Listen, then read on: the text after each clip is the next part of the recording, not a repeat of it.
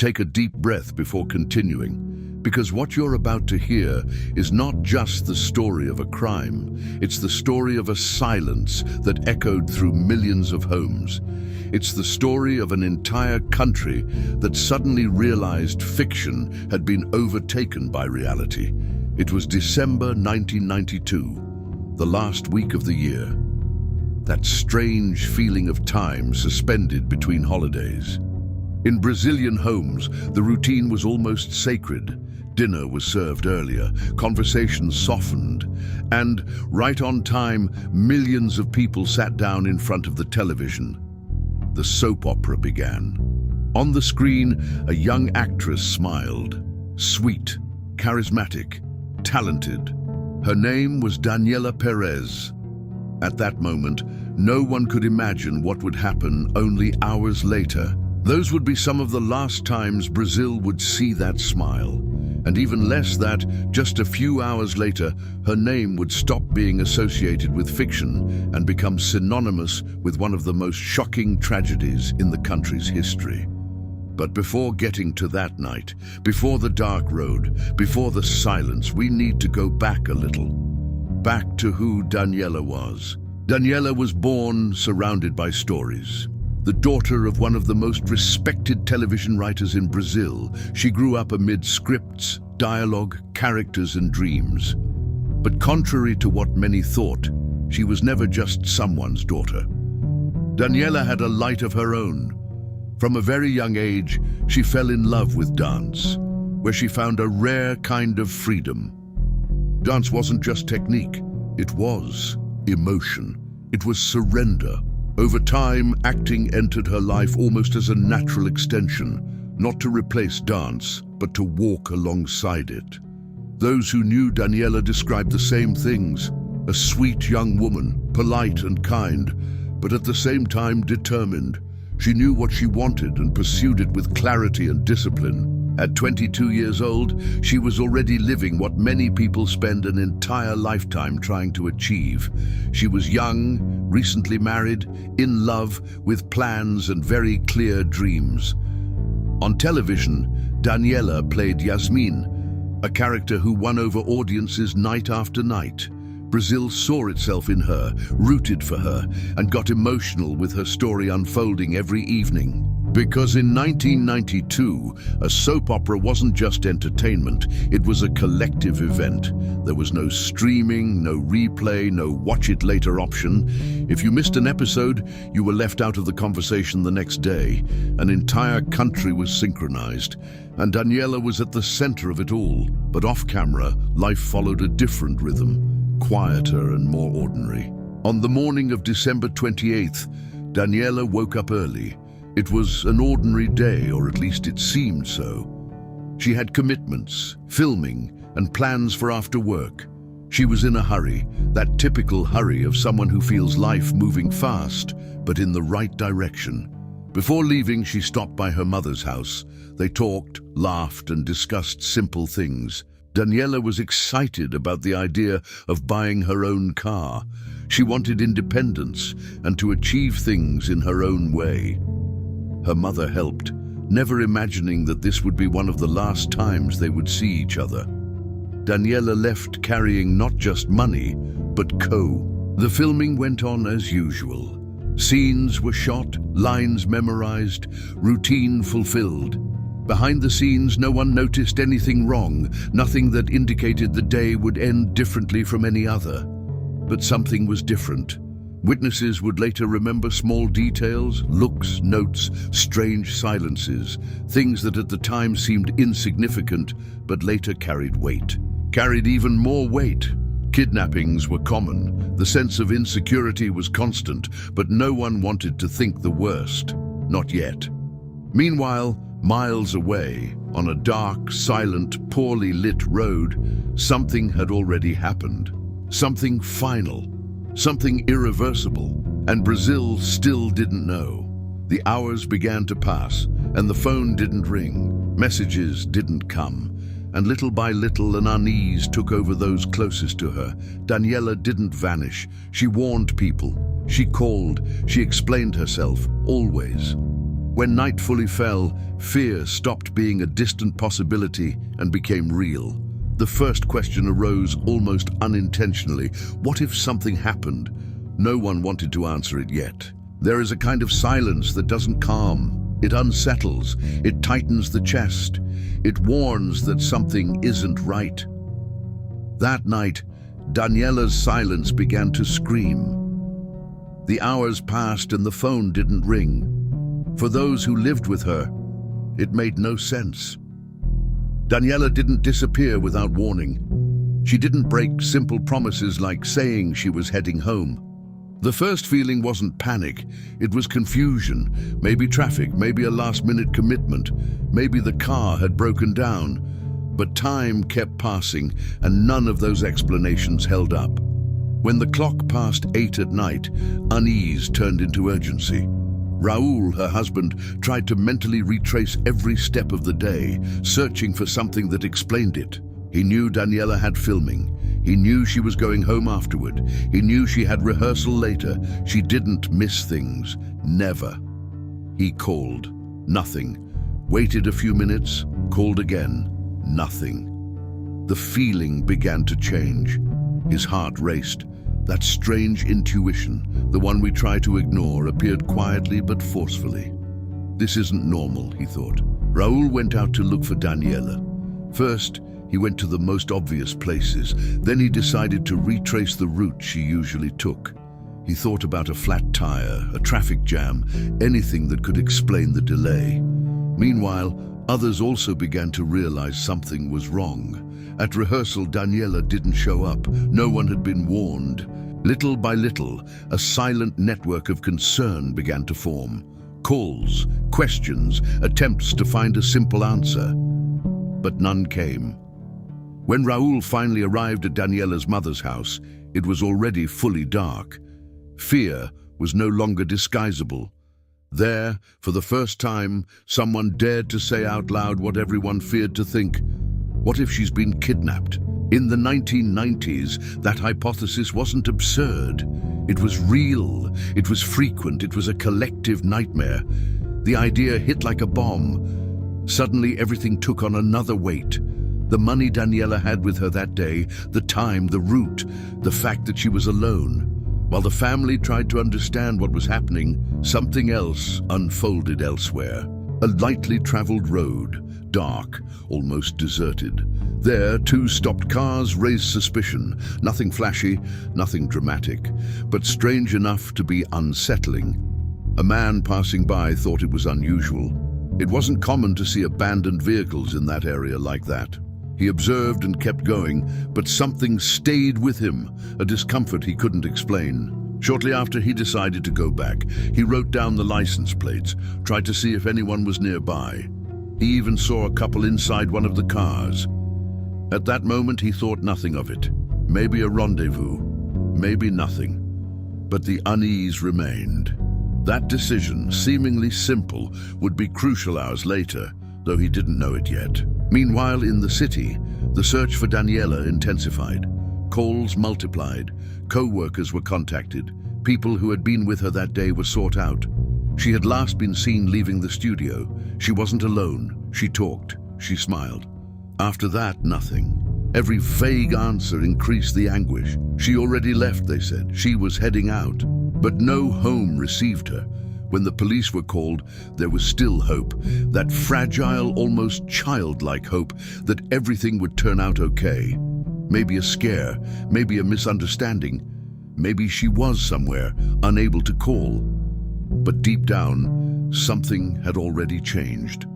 The night advanced slowly, heavily, carrying a tension no one could escape. Until the call came. It wasn't clear, it wasn't direct, it was confusing, tense. A car had been found abandoned in a strange area. Daniela's car. That information hit like an electric shock. If the car was there, where was Daniela? Raul was summoned to the police station. On the way, his mind tried to protect itself from darker conclusions. He imagined less painful scenarios, an accident, a robbery, anything but the worst. When he arrived, he realized the atmosphere was different. No one smiled. No one talked much. There were eyes that avoided his. When they said they wanted to speak with him privately, the ground seemed to disappear beneath his feet even before any explanation came. Still, he clung to one last possibility. If they found the car, she must be in a hospital. But the answer didn't come. Until someone had to say it, not directly, not with those exact words, but enough for him to understand. Daniela wasn't coming back. The shock was so great that the body went into defense mode, refusing to process reality. Questions came too fast, answers too slow. What happened? Did the car flip? Was it a robbery? Nothing made sense. The final confirmation still hadn't been spoken, but it was already in the air. Meanwhile, at the location where the car had been found, police were searching. It was dark, hard to see, with dense vegetation surrounding everything. One of them descended into the brush, and then something stopped his step, a stumble, a key on the ground. A few meters further on, the flashlight illuminated something no one wanted to see. There, in that forgotten place, was the body of a young woman. At that moment, no name was spoken, nothing was confirmed, but the truth was already present. Sometimes the truth imposes itself without needing to be announced. The Daniela Brazil knew, the one who smiled every night on television, was there, alone, in the dark, in silence.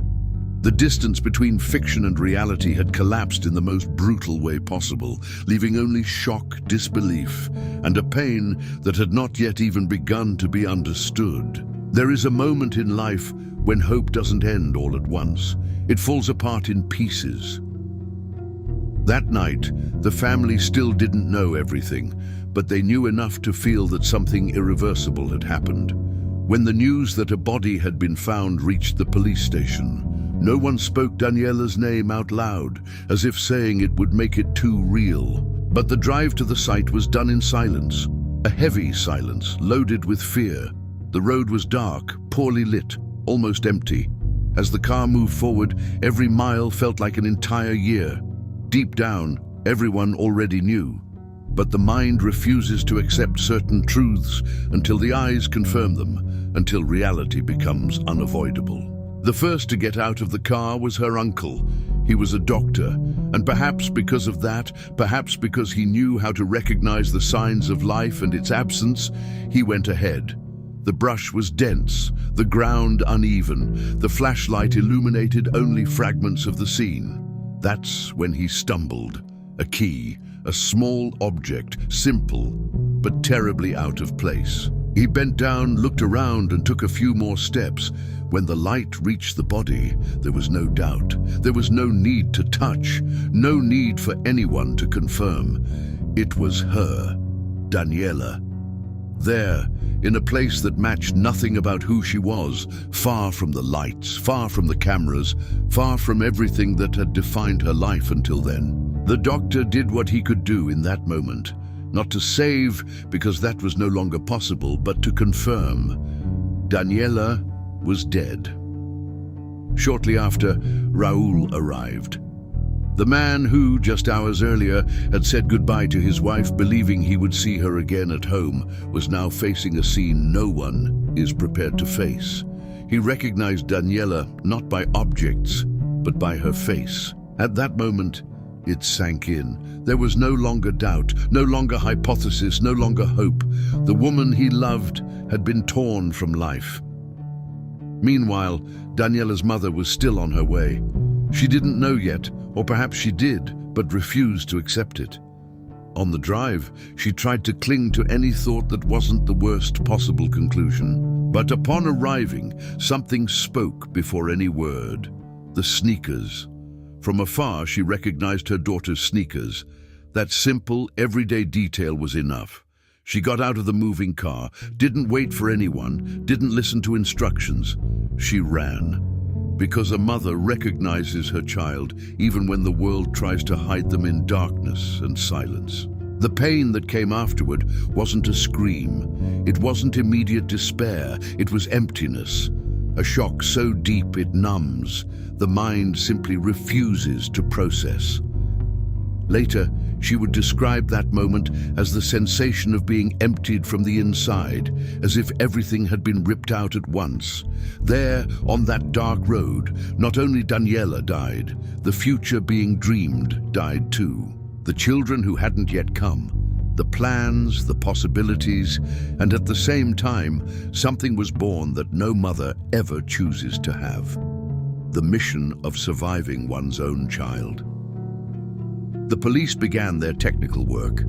It was evident that it wasn't an accident, nor a common robbery. There was violence, a lot of violence. Something in that scene didn't add up. There were no clear signs of theft. The purse was there. So were the belongings. The question no one could yet bring themselves to ask out loud began to take shape. Who would do this? As the scene was analyzed, a piece of information began to gain traction. There had been a second car at the site. A witness had seen it and written down the plates. That detail would change everything. A few hours later, names began to surface.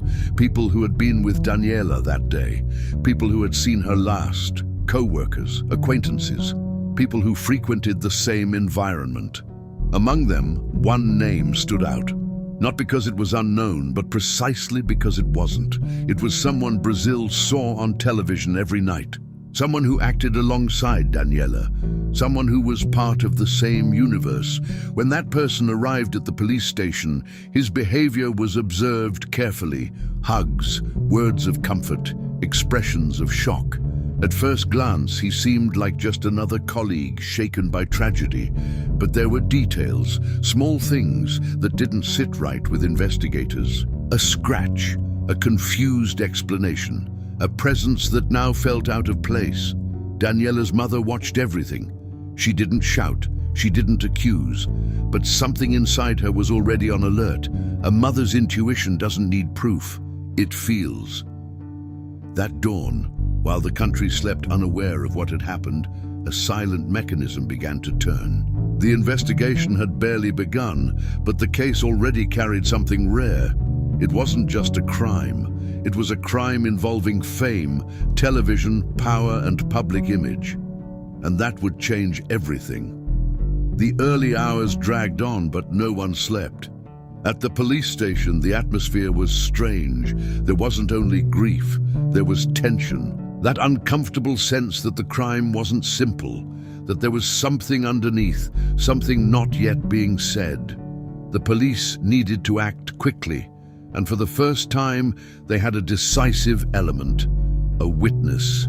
The man who had passed by the road that night returned to give his statement, recounting exactly what he saw, without exaggeration. 2 cars stopped in a dark place, then one of them remaining there alone.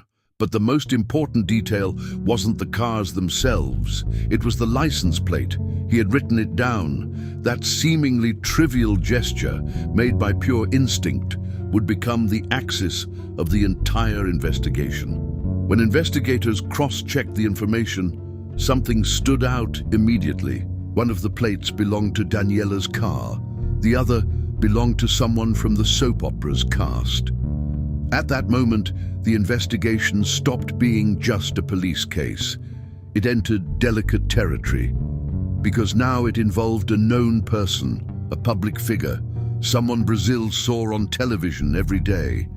But the police couldn't ignore what the evidence showed. They needed to hear everyone who had been with Daniela that day. Statements began to be taken, versions emerged, and, as almost always happens, some didn't match.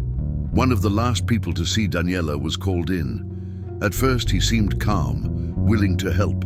He spoke casually. He said he had left the studio with her, and that afterward each went their own way. But when details began to be questioned, the narrative became confused. Imprecise times, routes that changed, explanations that didn't hold up when confronted with other statements. In addition, there was something visible. Scratches on his arms, marks that didn't align with the version presented. When questioned, he said he'd hurt himself at home. A trivial accident, he claimed. But the police had seen that before, and they knew when someone was trying too hard to control their own story. Meanwhile, Daniela's mother didn't budge. She followed everything, observed every reaction, every word, every silence. That woman, once immersed in television scripts, was now immersed in a far harsher reality. The raw reality of a criminal investigation. She didn't accept easy versions. She didn't accept superficial explanations. And above all, she didn't accept her daughter's story being treated like just another case. During the early morning hours, the police received another important piece of information. The suspicious car had something odd about its license plate. It didn't exactly match the vehicle's model. There were signs of tampering, subtle, almost imperceptible, but enough to indicate intent. Nothing there seemed improvised. When investigators went to the car owner's address, they found the vehicle stored as if nothing had happened. The man was awakened and questioned, still groggy, trying to appear calm. He said he was tired, that he hadn't slept well, that he could go to the station later. But the police were firm. There was no later. He needed to go now. Taken in for questioning, he spent hours being interviewed. At first, he denied everything. Then, he adjusted the story. He said he had gone out with Daniela just to talk, trying to make the situation sound harmless. He claimed she was interested in him and that he needed to make it clear he was married. The narrative began to take on a strange tone, almost rehearsed. At a certain point, he said Daniela had gotten upset, that she had come at him, that he had only tried to defend himself. That version didn't sit well with investigators who already saw contradictions piling up. Nothing in Daniela's life indicated aggressive behavior, nothing. Besides, the location where everything happened made no sense. Why would she go to a deserted road with someone she wasn't close to of her own free will? The police knew the story was being constructed to justify something that had no justification, something far more deliberate. The interrogation advanced. Questions were repeated in different ways. Investigators pressed, comparing time, statements, and physical evidence. Little by little, contradictions piled up, until the breaking point came. Confronted with the witness, the car, the altered plate, and the scratches, he realized there was no way out. The version collapsed under its own weight. The confession came, not cleanly, not clearly, but enough. He admitted he had been with Daniela, that they went to that location, that there was an argument. He tried to minimize, tried to justify, tried to shift blame, but it was too late. The country still didn't know, but the truth was beginning to surface, heavy and unavoidable. Meanwhile, the news spread. First through the network's corridors, then among journalists, then in newsrooms. Something serious had happened, and it wouldn't be long before all of Brazil woke up with the same question. How was this possible? Brazil went to sleep that night the way it always did, assuming real life would continue following a normal script. But the next morning, Brazil woke up different, because the news wasn't just sad, it was impossible. A young actress, known, beloved, present in prime time, had been found dead. And as if that weren't enough to shake an entire country, the name beginning to surface as responsible belonged to someone who was also on television, someone familiar to viewers. It's hard to explain today, with the speed of the internet and the overload of information, how heavy that was back then. In 1992, television was the center of the world. It was where families gathered. It was where Brazil recognized itself. And suddenly, what had seemed safe became threatening, unsettling that shared sense of normality. Because if something like that could happen to someone so visible, so present, so seemingly protected, it could happen to anyone. The shock was immediate. On the streets, people talked as if they had lost a family member. In markets, on buses, in lines, there was only one topic, and there was a collective sense of psychological disbelief. The same question kept repeating, why? And it wasn't morbid curiosity, it was necessity, because when the mind doesn't understand the reason, it panics. It tries to find logic in something that has none.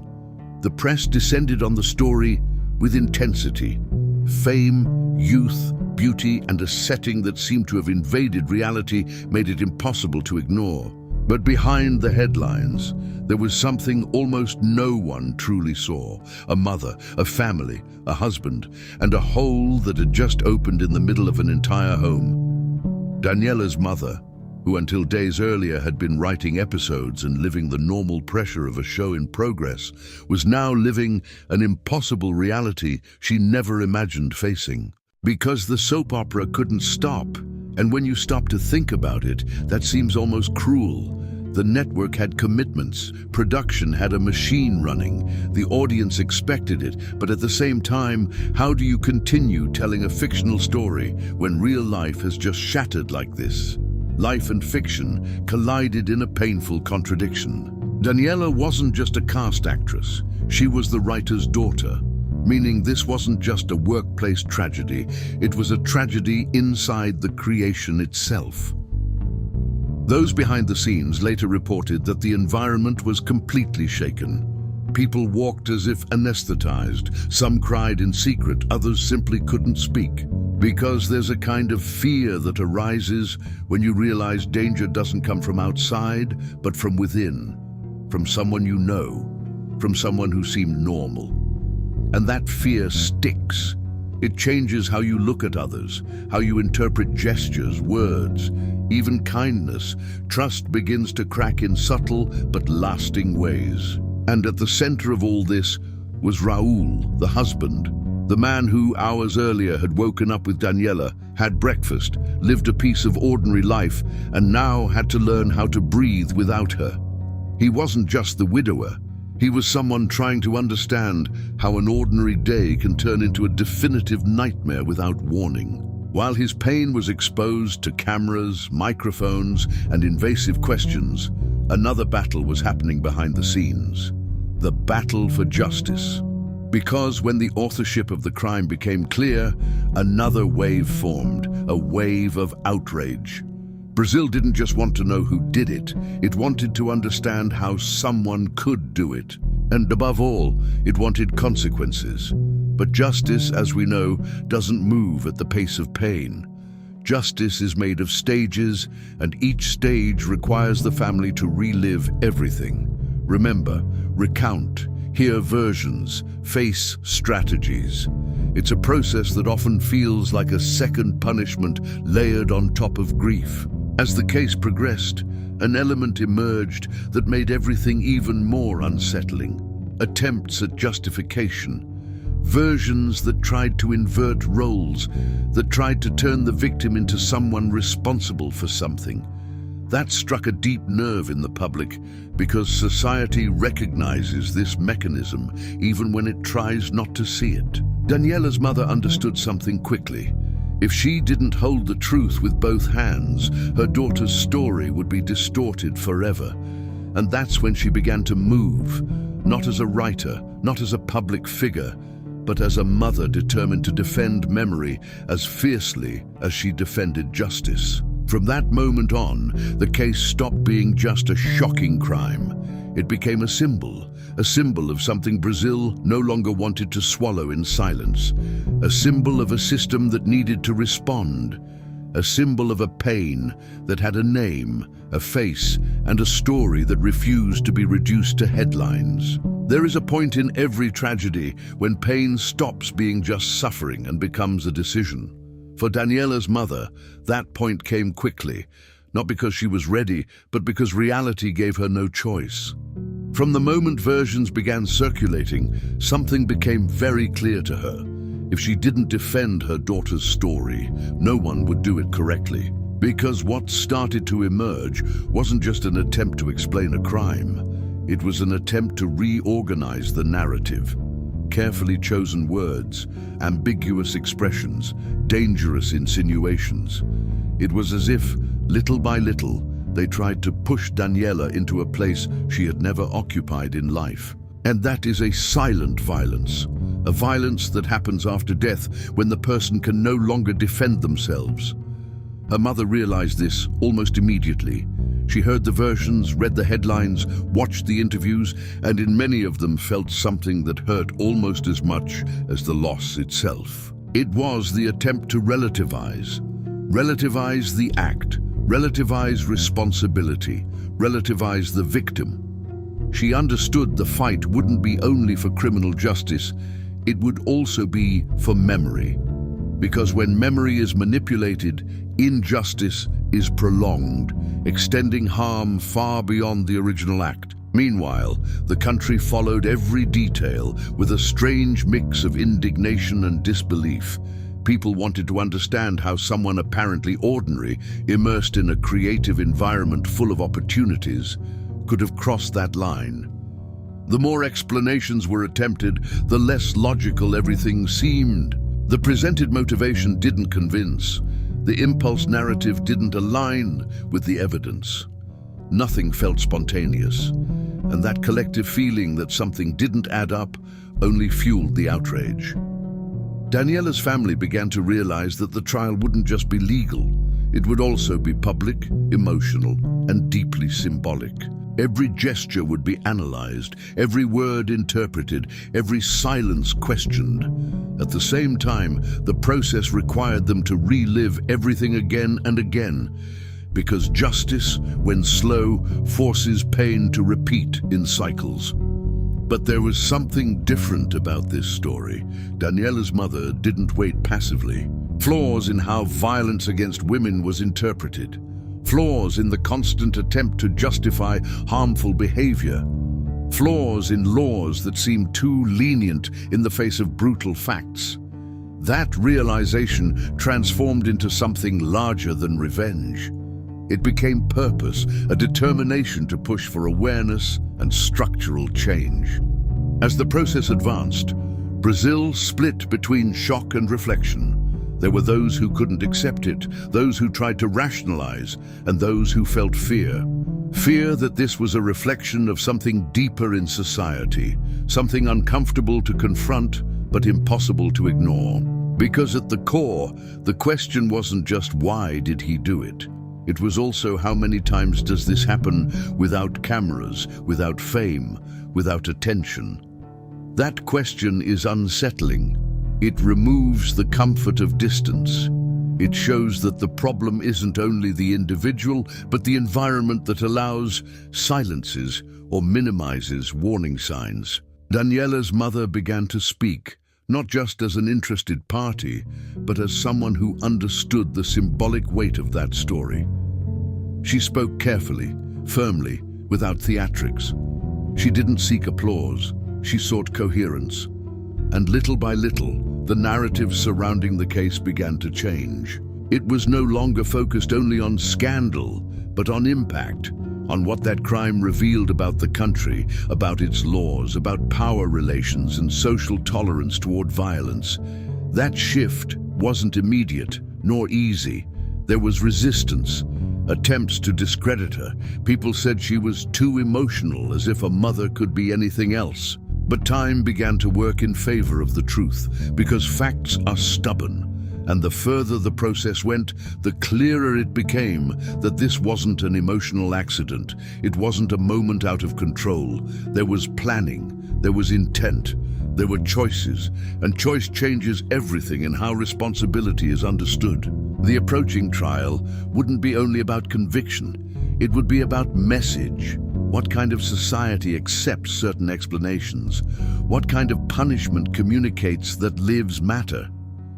Meanwhile, Raul tried to keep existing, something rarely talked about because the pain of a grieving spouse is a silent pain. It doesn't scream, it corrodes.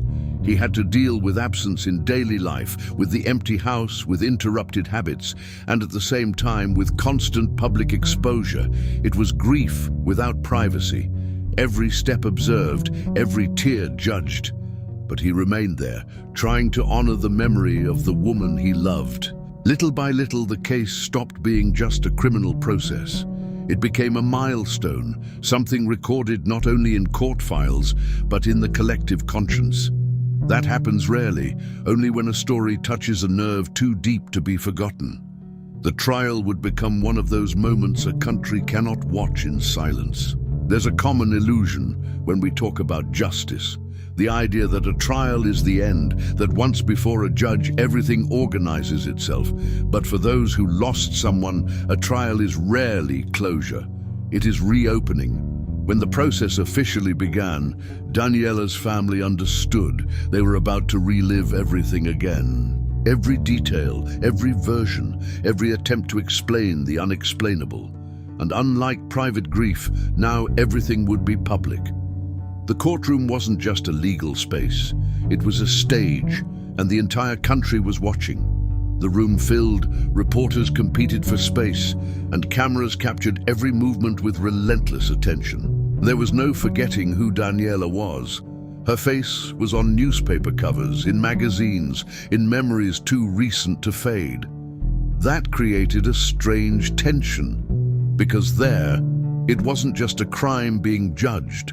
It was a story the entire country knew, but still struggled to understand in its full dimension. From the first day, it was clear it wouldn't be a simple trial.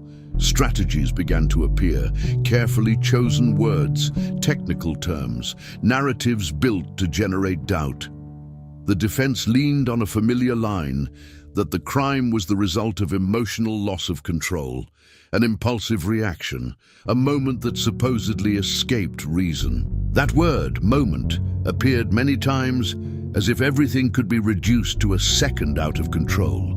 But the prosecution worked in another direction. They showed the sequence, the movements, the decisions. Nothing there seemed accidental.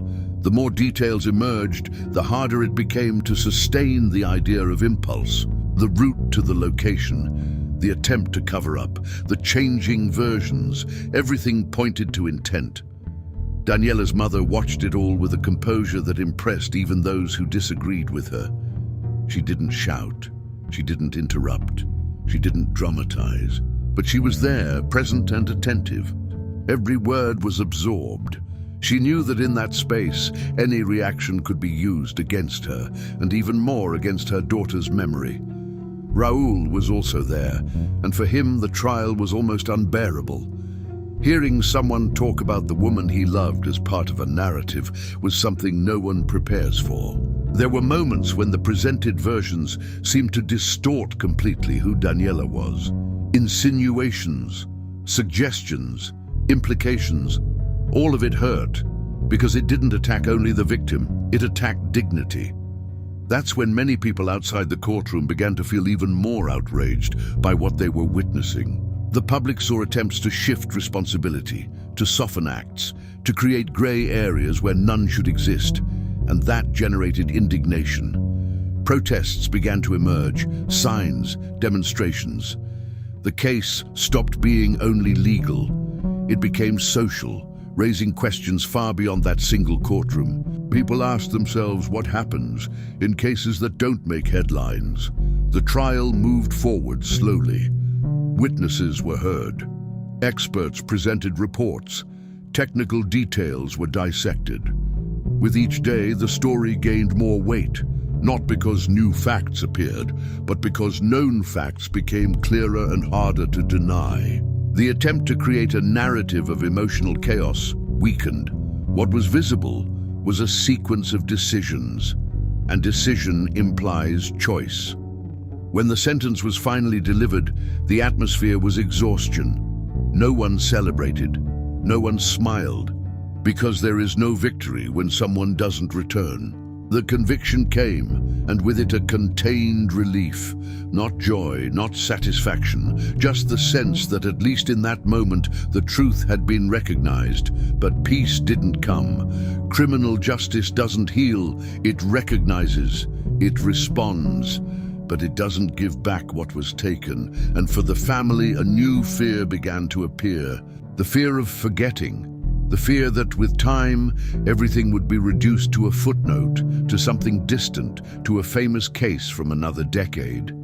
It was then that Daniela's mother understood the fight didn't end there. The conviction was only one part of a much longer path that still needed to be faced. Because the bigger question was still open. What would this crime change? Would it change anything in the laws, in how society looks at this kind of violence? Or would everything continue the same, waiting for the next tragedy. Those questions made no one comfortable, and perhaps that's why the case was never truly closed in the collective memory. There's an almost automatic expectation after a trial, the idea that with a sentence everything settles, that life resumes some kind of normality. But that rarely happens. In Daniela's case, the conviction didn't bring silence. It brought a new kind of noise, made of outrage, frustration, and unanswered questions that refused to disappear. Time began to pass, and with time came appeals, revisions, and legal loopholes. For those watching from the outside, that seems like part of the system, something technical and distant. But for those who lost someone, every appeal sounds like reopening the wound, like reliving the same shock again. Every possibility of sentence reduction feels like a second injustice. Daniela's family quickly realized the conviction didn't mean the end of the fight.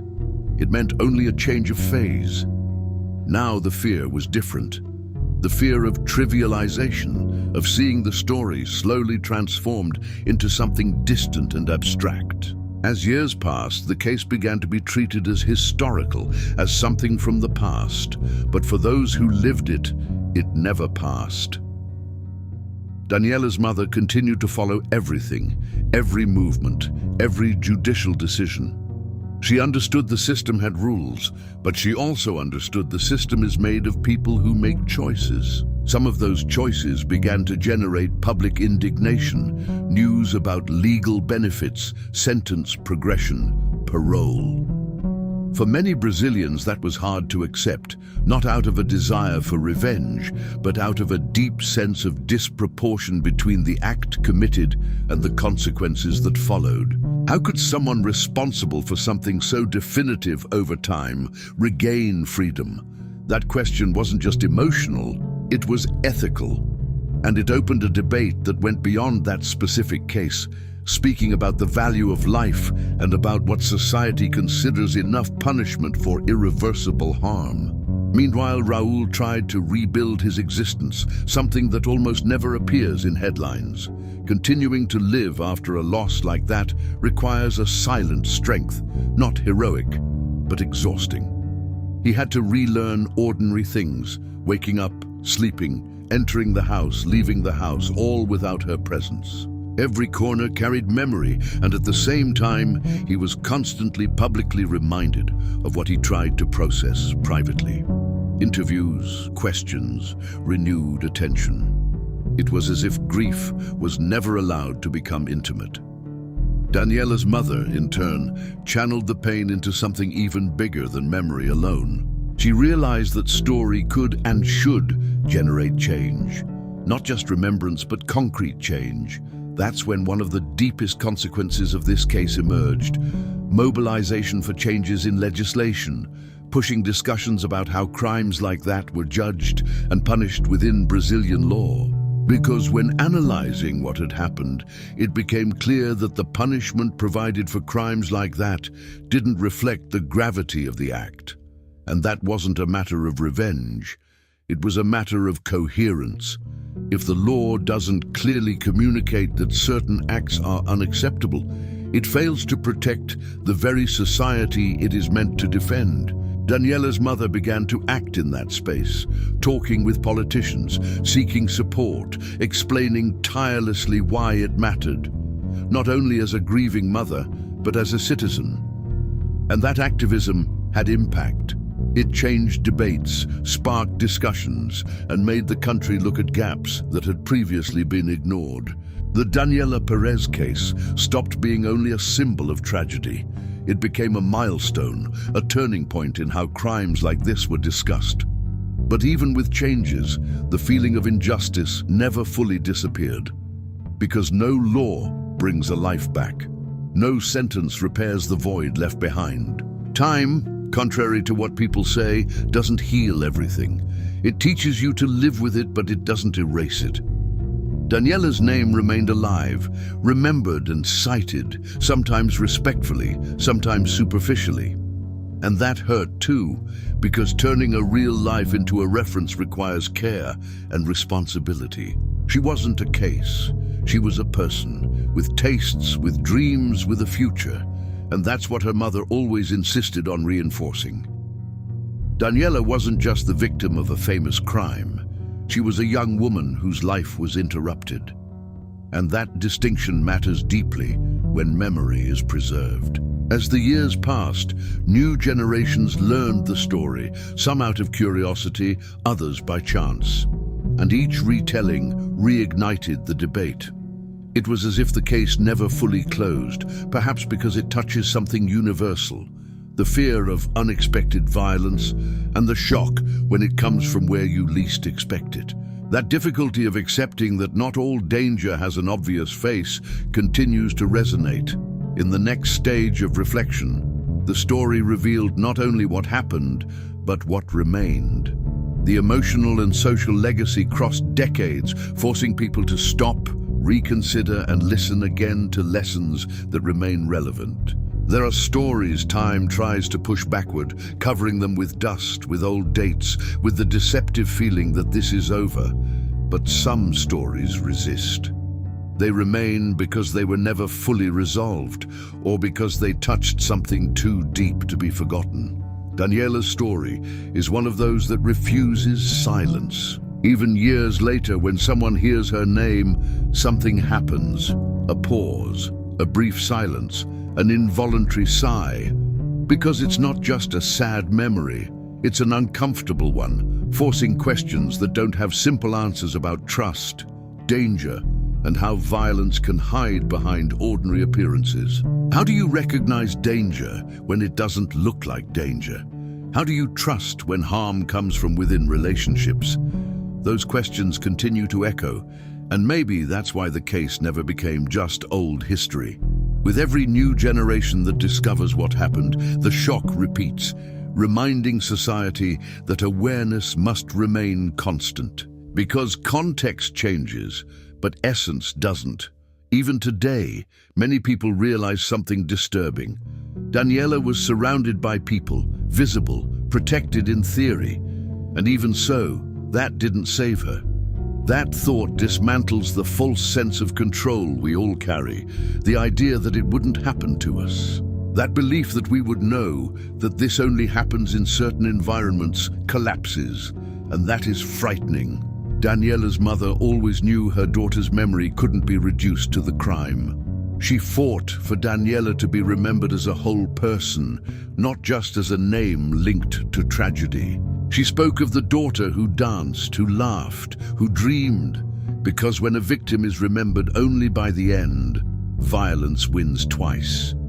Over the years, she realized that telling the story correctly was also a way to protect others, not with fear, but with awareness about behaviors often misunderstood, showing that obsessions aren't romantic, that control isn't love, that insistence isn't affection.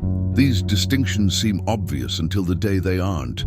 Daniela's case helped expose that dangerous boundary and how distorted narratives can turn alarming behaviors into something acceptable or even justified. That was a powerful warning, not just for the public, but for how stories are told. Because the way a crime is narrated directly influences how it's understood. And misunderstanding is the first step toward repetition. Raoul, over time, chose silence in many moments, not for lack of pain, but because of too much of it. There are griefs that don't resolve through speaking. They're carried, and every public reminder reignites something that never fully goes out. But he always made one essential thing clear. Daniela was light, and no distorted narrative could erase that from those who truly knew her. As years passed, the case began to be studied, analyzed, revisited in books, documentaries, and debates. Each new approach brought something up. Some got it right, others got it wrong. But all confirmed one thing: this story still unsettles. And when something unsettles for so long, it's because it touches deep structures. It speaks of gender violence, of control, of wounded ego, of power. And above all, it speaks of the price women pay when someone decides they cannot lose. That doesn't belong to the 1990s. It belongs to the present. Maybe that's why, when the case is remembered, it doesn't sound dated. It sounds current. painfully current. And that explains why so many people still get emotional hearing the story, why so many mothers see themselves in Daniela's mother, why so many feel a tightening in the chest. Because, deep down, her story speaks to experiences that are still happening today. And as long as they continue, this story will remain necessary, not as spectacle but as warning.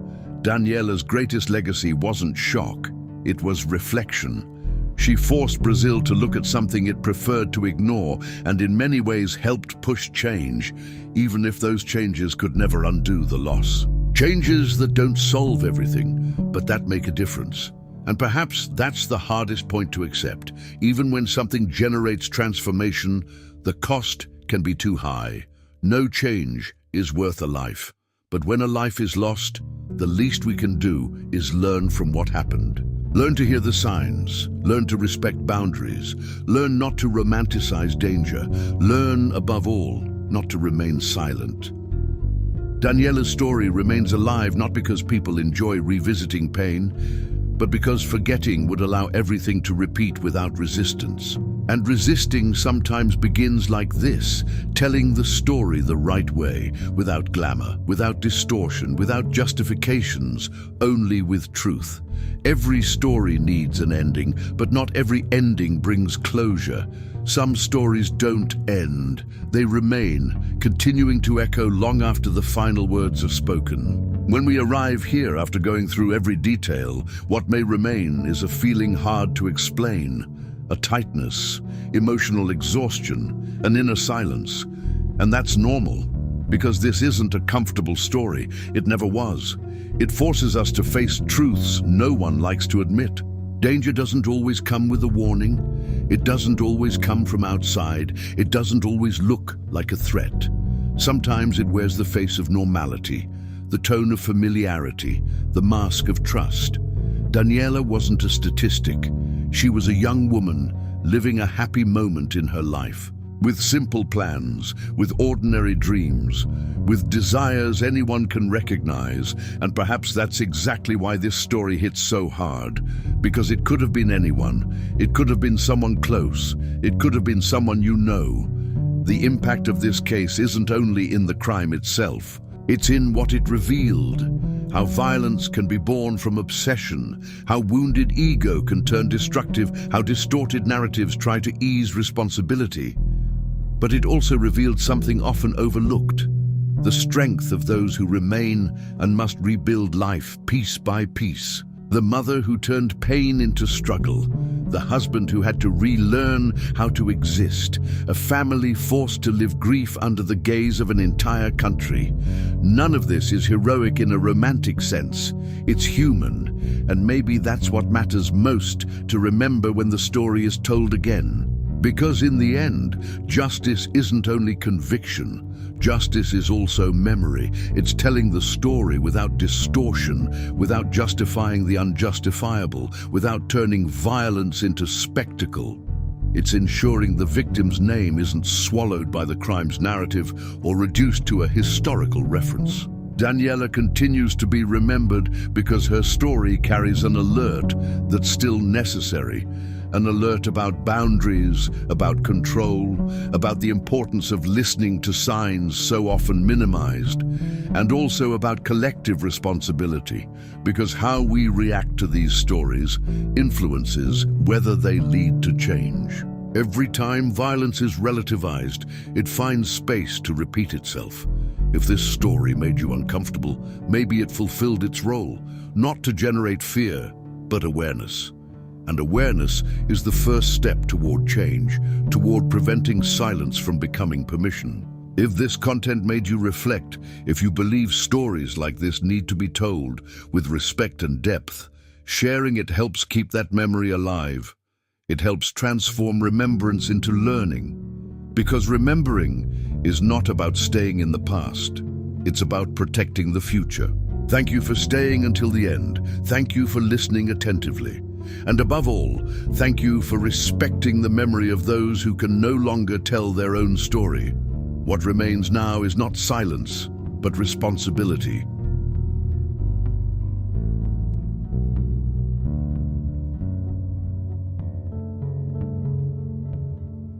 If this story made you feel any discomfort, don't ignore it. Leave a like now. It helps this video reach more people. Subscribe to the channel because there are stories that must not be forgotten. And watch the next video that's appearing on your screen. Silence protects those who do wrong. Information protects those who have no voice.